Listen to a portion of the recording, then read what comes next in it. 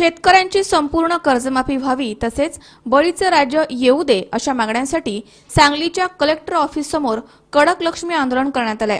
हे आंदोलन महाराष्ट्रभर करणार असल्याचे सामाजिक कार्यकर्ते विजय जाधव यांनी सांगितले। आणि आमचे मित्र कुंतीनाथ जुगळे आम्ही शेतकऱ्यांच्या व्यथा मांडण्यासाठी अस्थि कलश नेला, शेतकऱ्यांची अंतयात्रा नेली, पण तरी सुद्धा शेतकऱ्याचं समाधान होईल अशी कर्जमुक्ती झालेली नाही, शेतकऱ्यांचे प्रश्न सुटलेले नाहीत, सरकारला जाग येत नाही। म्हणून मी या ठिकाणी या पथनाट्याच्या माध्यमातून आज सांगलीतून शेतकरी जागृती अभियान, मी शेतकरी बोलतोय, आतापर्यंत मुख्यमंत्री बोलत होते पण शेतकऱ्यांचे प्रश्न सुटलेले नाहीत। शेतकऱ्यांच्या काय व्यथा आहेत मी एका अर्जावरती प्रत्येक शेतकऱ्याकडून लिहून घेऊन महाराष्ट्रातून सुमारे 10 लाखाच्या वर अर्ज गोळा करून मी मुख्यमंत्र्यांना देणार आहे आणि त्यांना सांगणार आहे मी शेतकरी बोलतोय, शेतकऱ्याचे प्रश्न काय आहेत ते सोडवा आणि त्या प्रकारे कर्जमुक्ती असेल आणि स्वामीमंत्र समिती असेल किंवा बैलगाडी शर्यत असेल जो जिव्हाळ्याचा विषय आहे हे प्रश्न सोडवा। यासाठी माझं एक कडक लक्ष्मी महाराष्ट्रभर फिरण्याचं आंदोलन आहे, जागृती अभियान। हो, पहिल्यांदा मी इथूनच चालू केलं।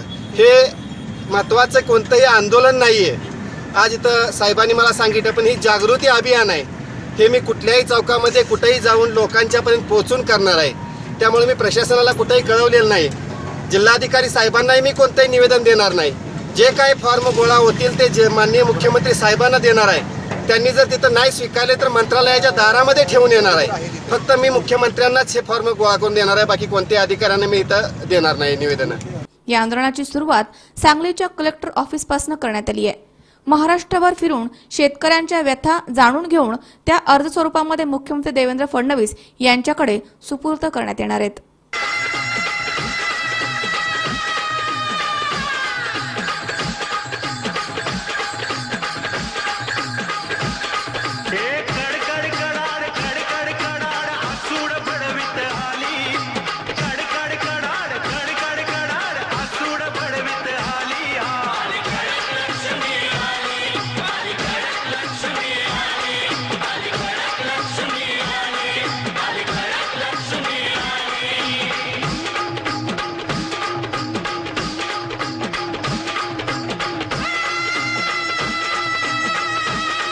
गणेश चव्हाण, सी 24 तास, सांगली।